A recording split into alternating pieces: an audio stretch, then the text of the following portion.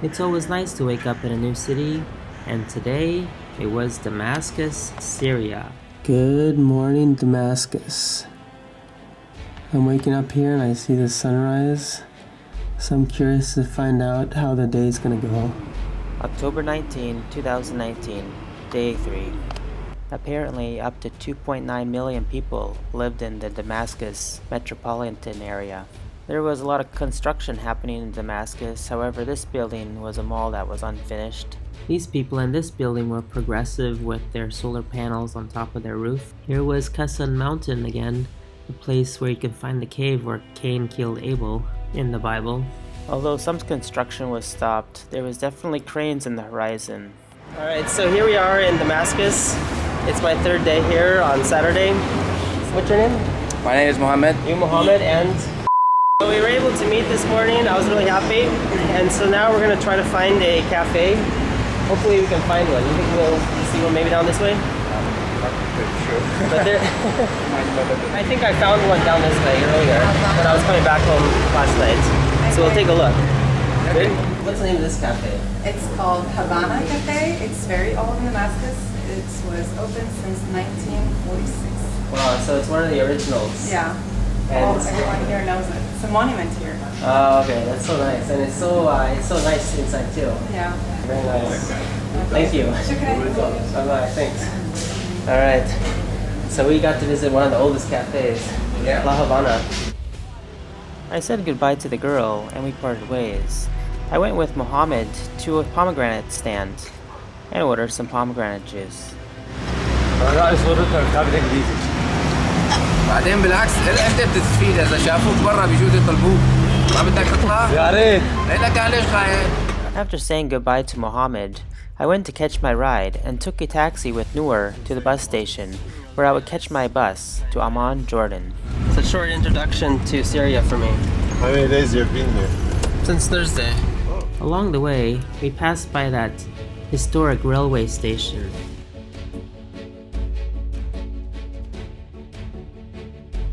Even on a Saturday, there was a lot of traffic.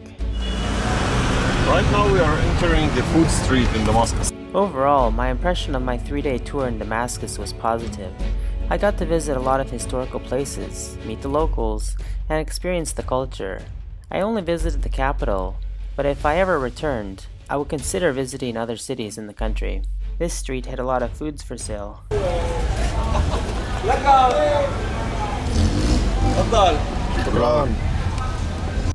I noticed wherever I went in Damascus, they sure loved their flag colors. This was the old train station in Damascus. Now I'll be taking this bus to get to Amman, Jordan. It's about a 3-hour bus ride. Before the journey started, the bus attendant handed out cups of water for every passenger. After the water, he all gave us a snack to eat also. I thought service aboard the Syrian bus was pretty good. And at 11:30 a.m., our bus started its journey south to the Jordanian border.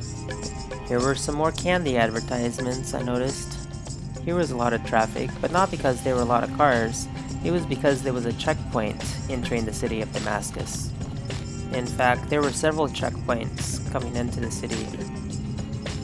Oh wow, what was this? Target. Was that Target shopping center? I enjoyed looking out the window at the countryside because you would never know what you would see, like this ad.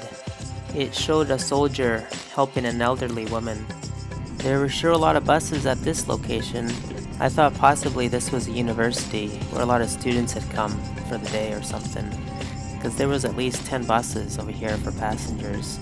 Oh look, what's here? It looks like it was a electrical energy plant. Well, here's another checkpoint. At least Syria did its part in keeping their roads safe. Every vehicle had to stop at the checkpoint where they had armed guards. Here were the electrical power lines that I saw along the road, probably from that electrical energy plant that I saw. But I noticed some of the lines were down. I wasn't sure if it was just an old power line, or if they were repairing it, or what was the deal with this one. Then I saw a house in disrepair. It looked all abandoned and destroyed actually. I wasn't sure what happened here either. It was nearby the road, so it could have been a byproduct of the crisis that they had had.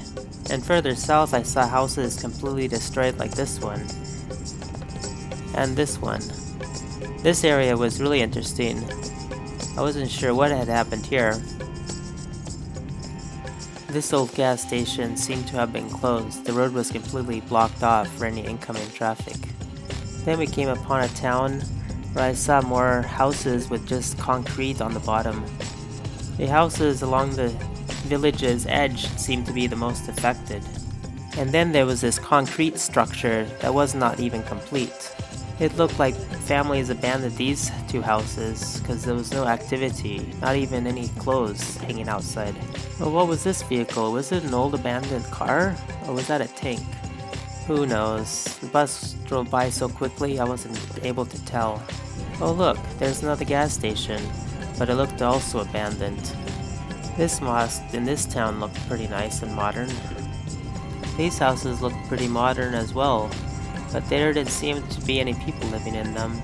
Of course, nearby you could see this. It was like a Ferris wheel and an amusement park, but it was completely abandoned. This mechanic shop was also abandoned, it looked like.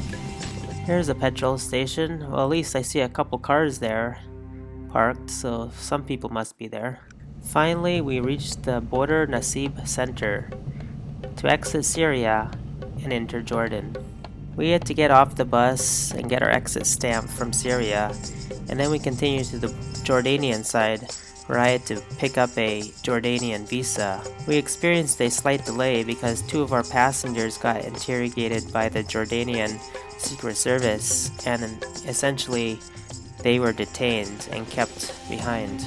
After waiting for about an hour or two, we continued on our way. So we just arrived to Jordan now. It's about 5:30. It took us 4 hours to cross the border. I enjoyed my bus ride, and on the bus I met a Syrian who had moved up to live in Russia. So we made it to Amman finally. You're welcome to Jordan. Yeah, thanks a lot. How long was that trip? It was a long one, like 8 hours. 6-8 hours. Wow. Yeah. That's why you have to start so early. Yeah. Alright, nice to meet you. Nice to meet you too. So where do you go after this?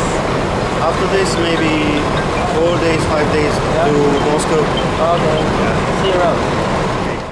My Jordanian host from Couchsurfing picked me up at the bus station. Now you just came from Syria? Yeah. Oh my god. So how is it going there? How is the situation? Now it's safe, they said. Nothing there. No problem. Really? In Syria? Yeah. They said only stay away from Idlib. Idlib Yeah. has problems. Yeah. And in Damascus? Damascus was safe. I really wish to go there, but the problem, I want to try to travel to Europe and America, Yeah? but if I have stamps from Syria, I cannot go there. Oh, it's man. very difficult. They will say, what are you doing there? Why did you go to Syria? No visa for tourists to Syria. It's very strange. Yeah, now they said only since last year it started to be tourism. Only 50 people were tourists in the country per day. Yeah, for us, we go there easily, but for you, I don't know if it's like this. Yeah, it was a little difficult, but I managed. Yeah, and how long did you stay there? 3 days. First time in Jordan? Second time. It is like a commercial area, like for tourists, hotels, apartments. Okay. I made it to Abdali Mall.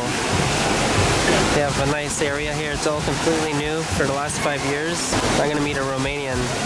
No, we just arrived here at this mall, so I got to meet everybody. Your names? My name is Ahmad. Okay, and your name? Dan. I'm Abdullah. All right, and you? Yo, I'm Christian From? from Romania. And you? Anik, From? the Netherlands. All right. All right, let's squeeze in. Yeah. The special thing about this mall was that it had a duty-free shop for the tourists and foreigners. We got back in the car and headed to downtown where they knew of a good place to eat dinner at. It was always fun arriving in a new city and then meeting locals upon arrival and having them take me to the best restaurant in town. Umbrellas over the sidewalk stairs seemed to be a new trend around the world. I had seen this in many countries. Now we're in downtown Amman and we're gonna go to eat at this restaurant that they recommended. Hello! Yeah. Welcome to Jordan. Thanks. So you know of a good restaurant in downtown? Yeah, we will take you down to a very good one. Oh, I can find vegetarian food? Only hummus and falafel. Okay. ولك American the best. والله American the best. American Spanish the best. Spanish here. Here. We love the Spanish. Okay. We met at Hashim restaurant with Christy and Anika and their guide and searched for a place to sit down and try the local food. Okay, that's good. We how many? We got +4, 7. Leave it on the table. Hi. How are you? Fine, thank you. How much? Nice to meet you. For dinner, this restaurant provided tea, falafels, hummus, pickled vegetables, and some fresh vegetables like tomatoes and green leaves. So we got a vegetarian meal. Yeah. You're still waiting for your meat. No, there's no meat in this shop. This is only vegetarian shop. After dinner, I decided to stay at Cliff Hostel, which was right across the street. I went up to the second floor and the innkeeper showed me down the hall to the hostel room that he had available. Thanks for watching and stay tuned for more adventures.